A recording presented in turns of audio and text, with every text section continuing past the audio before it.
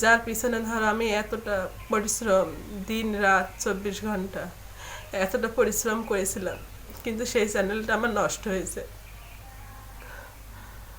হঠাৎ ধরো একটা মেসেজ আসে, কারণ কত স্বপ্ন করে আমি চ্যানেলটা তৈরি করেছিলাম। 1.5 বছর পরে ধরো যে মনিটাইজেশন অন হয়েছিল। ঘর বাড়ির কি অবস্থা দেখো। কালকের যে পেঁয়াজগুলো ছিল ওই পেঁয়াজগুলো সব কাটা হয়েছে, হয়ে আজকে সকালবেলা সেগুলো বাজারে নিয়ে গেছে, তাই ঘর বাড়ির এই অবস্থা। এগুলো এখন সব পরিষ্কার করতে হবে এখন। তো এই দেখো এইগুলো সব রাত্রে কাটা হয়েছে, তো এর ভিতরে দুইটা একটা পেঁয়াজ আছে। এই যে রাত্রে অন্ধকারে মানে যতই কারেন্টের বল থাকে এগুলা তখন মানে বাদ পড়ে যায়, তো এগুলো এখন ফুটে যে এগুলো ফেলে দিতে হবে। এগুলো আসসালামু আলাইকুম এভরিওয়ান, সবাই কেমন আছো? আশা করছি সবাই অনেক ভালো আছো, সুস্থ আছো। আমি জুলি, বাংলাদেশ কুষ্টিয়া জেলা থেকে বলছি। A simple house wife Juli চ্যানেলে সবাইকে স্বাগতম। তো নতুন দিনে নতুন সকাল আরও একটি ভিডিও নিয়ে তোমাদের সামনে হাজির হয়েছি, আশা করছি তোমাদের ভালো লাগবে। তো এখন বাজে সকাল 8টা 20 মিনিট। তো এখন থেকে আমি আমার ভিডিওটি স্টার্ট করলাম, তোমরা সবাই দেখতে থাকো। তো সকালে ঘুম থেকে উঠেছি, উঠে তো কী করেছি সেটা তোমাদের সাথে শেয়ারই করেছি। তোমরা জানো না, পেঁয়াজ কেটে ঘুমিয়েছি রাত্রে হচ্ছে 1টার দিকে। 8জন কি 9জন মতন এসেছিলো বাড়িতে, এসে সবাই কাটলাম, কাটার পরে 1টার দিকে ঘুমিয়েছি। তখন ধরো যে অনেকগুলো লোক ছিল, তখন আর ক্যামেরাটা অন করা হয়নি, যেহেতু নতুন ব্লগার সবার সামনে তো ক্যামেরাটা অন করতে পারি না। তো হচ্ছে তারপরে খাওয়া দাওয়া করে ঘুমাতে ঘুমাতে রাত 1টা বেজে যায়। আবার ধরো ভোরবেলায় উঠেছি, ফজরে আজান তখন দেয়নি, তখন উঠেছি, উঠে পেঁয়াজগুলা বাস্তায় ভরে মেপে ওইগুলো বাজারে নিয়ে গেছে, আর এখন কাজ করছি। তো ধরো কাজের উপর থেকে কালকে থেকে কাজের উপরেই আসি, আর আজকে আবার নতুন করে পেঁয়াজ আসবে মাঠ থেকে, তো এইগুলো আবার কেটে বেছে পরিষ্কার করতে হবে। তো চলো কি করি সেটা তোমাদের সাথে শেয়ার করব। সারাদিন আমার যা যা কাজ আছে, আমার জীবনযাপন সব কাজ ফেলে দেখো রান্নাঘরে আসলাম। তো ভাতের চালটা ধরিয়ে দিয়েছি, আর হচ্ছে এইদিকে পেঁয়াজ রসুন কেটে নিয়েছি। পাঙ্গাস মাছ আছে ফ্রিজে, ওটা ঝোল করব। আর ভাবছি হচ্ছে আলু আর বেগুন দিয়ে ঘাটি করব। তো কাজ কাম এখনও কিছু করা হয়নি, যেহেতু বাজারে গিয়েছে পেঁয়াজ বিক্রি করতে, ওটা বাজার থেকে এসে ধরো খেয়ে আবার হচ্ছে মাঠে যাবে, আবার পেঁয়াজ তুলতে যাবে, এই জন্য আবার তাড়াতাড়ি রান্না করতে আসলাম। আর ছেলেটার জ্বরটা না দেখো এখনও কমেনি। ছেলেটার আমাদের এখানে যে ভালো ডাক্তার সবচেয়ে ওই ডাক্তারকেই দেখাইছে, এখন আবার ডাক্তার দেখাতে হলে অনেক দূরে, সেখানে যেতে হবে। তো ভাবছি আজকের মধ্যে যদি না সারে তো আবার ওই ডাক্তারের কাছে যাব। 2 ডোজে দেখো ওষুধ নিয়ে আসা হলো, তাও হচ্ছে অ্যান্টিবায়োটিক, তাও কমছে না।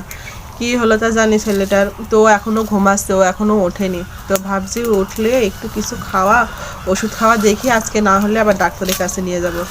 যেহেতু এদিকে ধরো তোমার কাজের চাপ, আবার এদিকে হচ্ছে ছেলে অসুস্থ, কি করব বলো, আর ভালো লাগছে না। সেমনি ধরো এদিকে কাজের ঝামেলায় ছেলেকেও ভালোভাবে দেখতে পারছে না, আবার ছেলেকে দেখতে গেলে এই যে কেউ কাজ হচ্ছে না।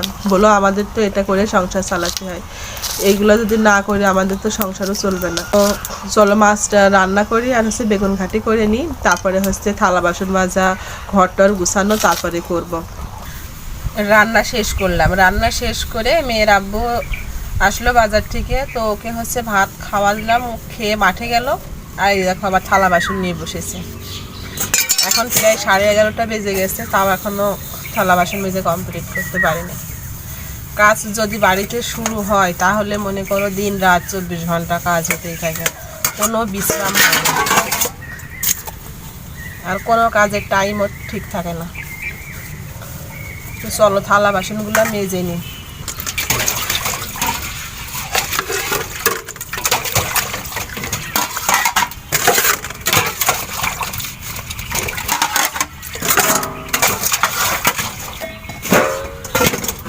এখনো ঘরের জানালাগুলো খোলা হয়নি, চলো জানালাটা খুলে নি। এই দেখো বাইরে কি সুন্দর ঝিরঝিরে বাতাস, আর ঠান্ডা ঠান্ডা ওয়েদার, ভালো লাগছে। আর কিছুদিন পর তো মনে করো এরকম বাতাসই খুঁজতে হবে, যে কোথায় পাই এতটা গরমের ভিতরে, তখন এতটা বাতাস লাগবে। তো চলো এবার বিছানাটা গুছিয়ে নি।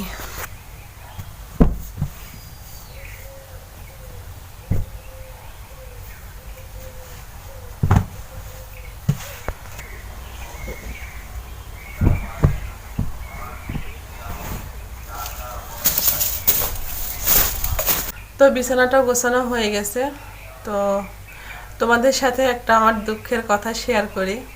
তোমরা আমার ফ্যামিলি, তোমরা আমার বন্ধু, তোমরাই কিন্তু আমার সব। আমার কথা বলার মানুষ খুঁজেই পাই আমি কিন্তু তোমাদের মাঝে। তো তোমাদের সাথে একটা কষ্টের কথা শেয়ার করি। আমার একটা চ্যানেল ছিল, ধরো সেই চ্যানেলটা 1.5 বছর পরে মনিটাইজেশন অন হয়। হয়ে মানে চ্যানেলটা যে আমি এতটা কষ্ট করে বড় করেছি জানো না, একটা বাচ্চা যেভাবে মানুষ করে আমি ওই চ্যানেলটা সেভাবে মানুষ করেছিলাম। ক্ষুদ্র ক্ষুদ্র ক্ষুদ্র ক্ষুদ্র করতে করতে চ্যানেলটা আমার বড় হয়েছিল। 2200 সাবস্ক্রাইব ছিল, আর হচ্ছে $8 মনে করো যোগ হয়েছিল। তো অ্যাডসেন্স লেটারটা যেটা আসে $10 পূরণ হলে সেটা পাইনি। তো ধরো $8 মতন হয়েছিল, তখন ধরো আমার চ্যানেলের মনিটাইজেশনটা অফ হয়ে যায়। তোমরা জানো না এত কষ্ট করে যে আমি ওই চ্যানেলটা দাঁড় করিয়েছিলাম। মানে আমার খুব একটা শখের চ্যানেল ছিল ওইটা, যার পিছনে ধরো আমি এতটা পরিশ্রম, দিন রাত 24 ঘন্টা এতটা পরিশ্রম করেছিলাম, কিন্তু সেই চ্যানেলটা আমার নষ্ট হয়েছে।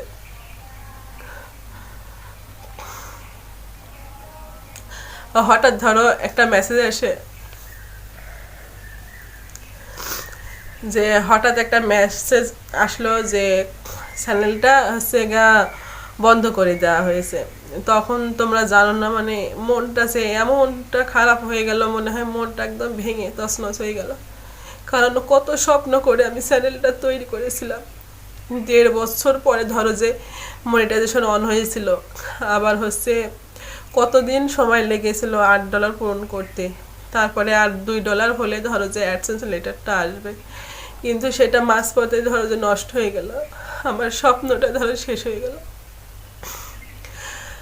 আমার জীবনে খুব শখ ছিল যে সবাই ইউটিউবে আসে, নিজেও একটা ইউটিউব থেকে একটা ইনকাম করব, বাইরে তেমন একটা ইনকাম সোর্স করতে পারি না। তো ধরো খুবই একটা স্বপ্ন ছিল, খুব স্বপ্ন ছিল জীবনে, খুব স্বপ্ন ছিল যে ইউটিউব থেকে একটা কোনো একটা আর্ন করব, কি একটা ইউটিউবার হব, এমন একটা জীবনের স্বপ্ন ছিল। তো ওই শখটা যেহেতু আমার ওই চ্যানেল থেকে নষ্ট হয়েছে,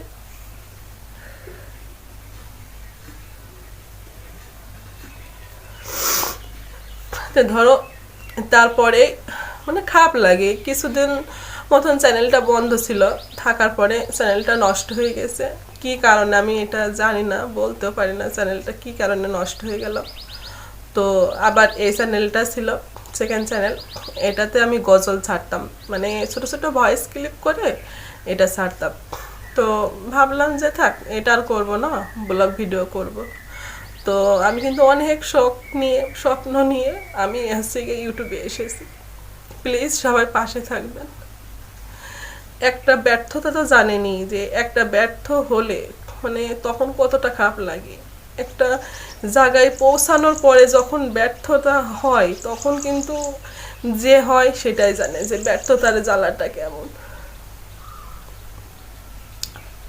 তো খুবই কষ্ট পেয়েছিলাম। তো আমি ভেবেছি যে আমি আবার আর একটা চ্যানেল দাঁড় করাবো, দেখি আল্লাহ কতদূর মুখ তুলে তাকায়। যে একটা না নষ্ট হয়েছে, আর একটা যে নষ্ট হবে এমন তো কোনো কথা নেই।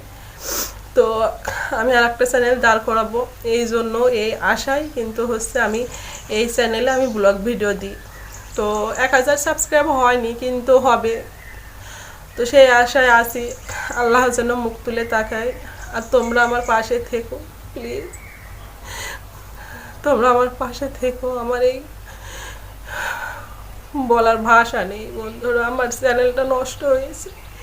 এত কষ্ট করে তৈরি করেছি এই চ্যানেলটা, কিন্তু সেই চ্যানেলটা আমার নষ্ট হয়েছে। তো তোমরা সবাই আমার এই চ্যানেলের পাশে থেকো প্লিজ, আমাকে একটু সাপোর্ট করো, আমার স্বপ্নটা একটু তোমরা সফল করে দিও। কারণ আমি যদি একটাই ব্যর্থ না হতাম না, আমার এতটা কিন্তু খারাপ লাগতো না।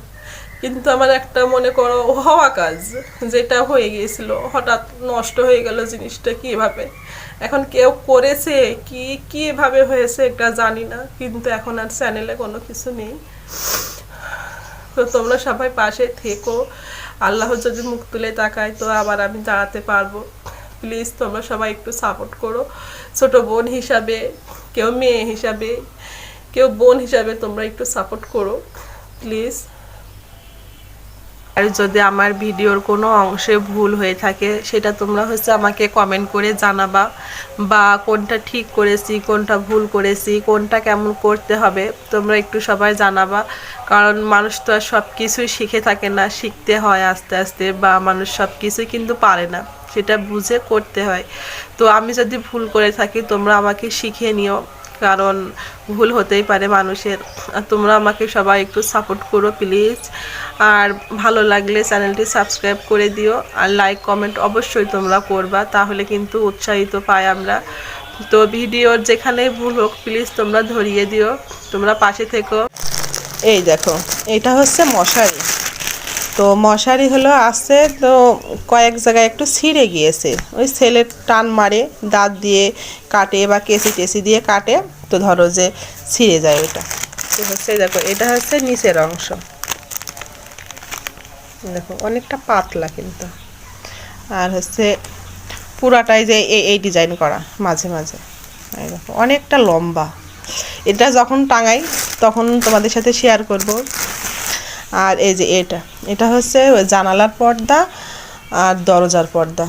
তো জানালার পর্দাটা ধরো যে একটা পেয়েছি, তো এই জন্য নেইনি ওইটা।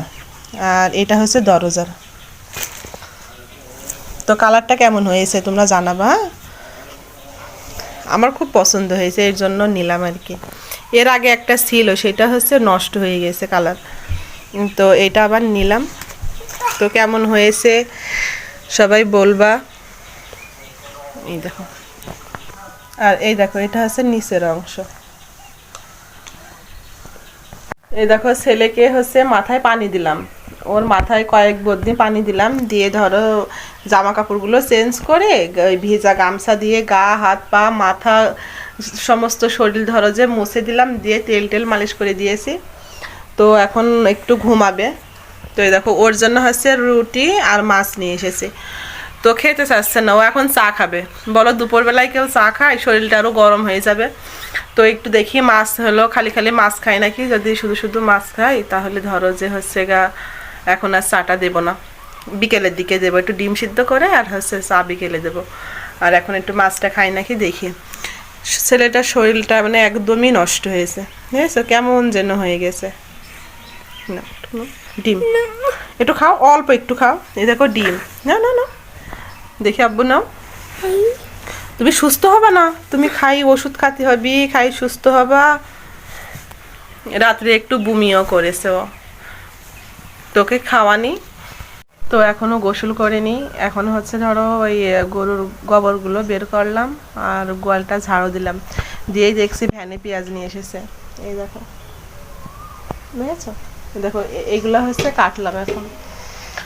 তো এইগুলা যেহেতু এখন কাটতে হবে, তো ভাবছি এখন আর গোসল করব না, একবারে কিছুক্ষণ কেটে বিকেলের দিকে গোসল করব। তাহলে মনে করো আবার ওই দিকে যে গরমটা লাগে অতিরিক্ত, তখন ওইটা লাগবে না। আবার রাত 10টা-11টা পর্যন্ত কাটতে হবে। আবার এখনই ওদেরকে বলে আসলাম, কালকে যারা যারা কেটেছে যে পেঁয়াজ চলে এসেছে তোমরা আসো। তো ওরাও ধরো কিছুক্ষণের ভিতরেই চলে আসবে না। তো কেটে তারপরে গোসল করব। তো আজকের পেঁয়াজগুলো অনেকটা সুন্দর, এই দেখো। আজকে একটু মোটা আছে, কালকে চেয়ে আজকে মোটা আছে, তো সুন্দরই আছে। চলো কেটে নিই।